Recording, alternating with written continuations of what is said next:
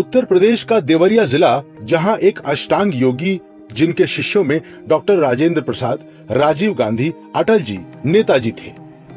कहा जाता है उनके बिना मर्जी कैमरे से फोटो और रिवॉल्वर से गोली नहीं चलती थी। निर्जीव वस्तुओं पर उनका नियंत्रण था।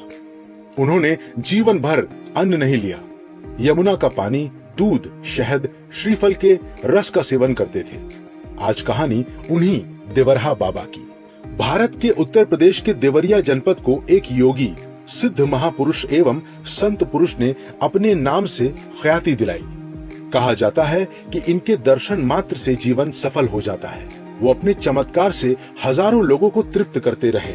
उनके आशीर्वाद को आतुर सिर्फ आम लोग ही नहीं बल्कि कई विशिष्ट लोग भी थे। उनके भक्तों में जवाहरलाल नेहरू, लाल बहादुर शास्त्री, इंदिरा गांधी, राजेंद्र प्रसाद, महामना मदन मोहन मालवीय, पुरुषोत्तम दास टंडन जैसी महान विभूतियां रही हैं। अत्यंत सहज, सरल और सुलभ बाबा के सानिध्य में जैसे वृक्ष, वनस्पति भी अपने को आश्वस्त अनुभव करते थे। कुछ ऐसे ही थे चमत्कारिक, अलौकिक, रहस्यमय देवरहा बाबा। देवरहा बाबा की उम्र आज भी रहस्य है। लोगों का विश्वास है कि वे 2 शताब्दी से भी अधिक जिए। बाबा के संपूर्ण जीवन के बारे में अलग अलग मत हैं। कुछ लोग उनका जीवन 250 साल तो कुछ लोग 500 साल मानते हैं। भारत के प्रथम राष्ट्रपति डॉक्टर राजेंद्र प्रसाद ने उन्हें अपने बचपन में देखा था। उनके अनुसार इस बात के पुख्ता सबूत थे कि बाबा की आयु बहुत अधिक थी। इलाहाबाद हाई कोर्ट के एक बैरिस्टर के अनुसार उनका परिवार 7 पीढ़ियों से बाबा का आशीर्वाद लेता रहा था। 19 जून 1990 को योगिनी एकादशी के दिन अपने प्राण त्यागने वाले बाबा के जन्म के बारे में आज तक संशय है। कुछ लोगों का यह भी मानना है कि वो करीब 900 साल तक जिंदा रहे थे। आशीर्वाद देने का ढंग था निराला। देवरहा बाबा को खेचरी मुद्रा पर सिद्धि थी, जिस कारण वे अपनी भूख और आयु पर नियंत्रण प्राप्त कर लेते थे। बाबा का आशीर्वाद देने का ढंग निराला था। मचान पर बैठे बैठे ही अपना पैर जिसके सिर पर रख दिया वो धन्य हो गया। श्रद्धालुओं के कथनानुसार बाबा अपने पास आने वाले प्रत्येक व्यक्ति से बड़े प्रेम से मिलते थे और सबको कुछ न कुछ प्रसाद अवश्य देते थे। प्रसाद देने के लिए बाबा अपना हाथ ऐसे ही मचान के खाली भाग में रखते थे और उनके हाथ में फल, मेवे या कुछ अन्य खाद्य पदार्थ आ जाते थे, जबकि मचान पर ऐसी कोई भी वस्तु नहीं रहती थी। देश विदेश तक थी ख्याति। बाबा की सिद्धियों के बारे में हर तरफ खूब चर्चा होती थी। कहते हैं कि जॉर्ज पंचम जब भारत आए तो उनसे मिले।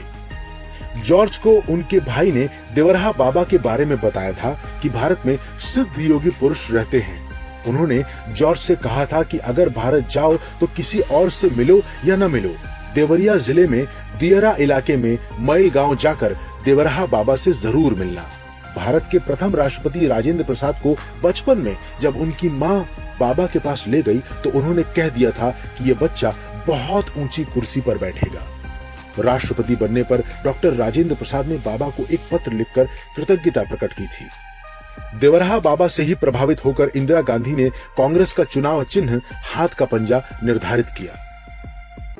आपातकाल के बाद हुए चुनाव में जब इंदिरा गांधी को पराजय का सामना करना पड़ा तो वो भी देवरहा बाबा के चरणों में आई। ऐसा लोग कहते हैं कि देवरहा बाबा ने अपने हाथ के पंजे से उन्हें आशीर्वाद दिया।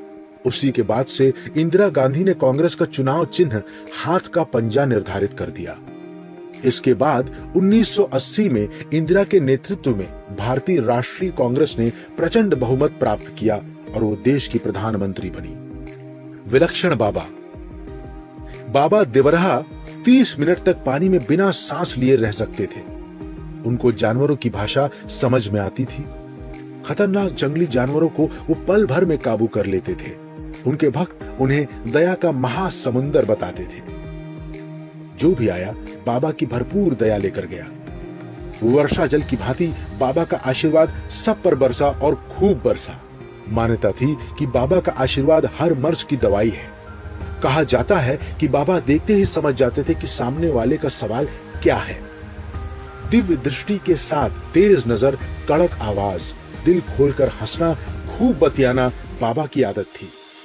याददाश्त इतनी कि दशकों बाद भी मिले व्यक्ति को पहचान लेते और उसके दादा परदादा तक का नाम व इतिहास तक बता देते। 15 जून 1990 में योगिनी एकादशी का दिन और घनघोर बादल छाए थे। मौसम अचानक तेज आंधी तूफान ले आई। यमुना नदी जैसे समुद्र को मात करने पर उतावली थी। लहरों का उछाल बाबा की मचान तक पहुंचने लगा और इन्हीं सब के बीच शाम 4 बजे बाबा का शरीर स्पंदन रहित हो गया। बाबा ब्रह्मलीन हो गए। उन्हें मचान के पास ही यमुना की पवित्र धारा में जल समाधि दी गई।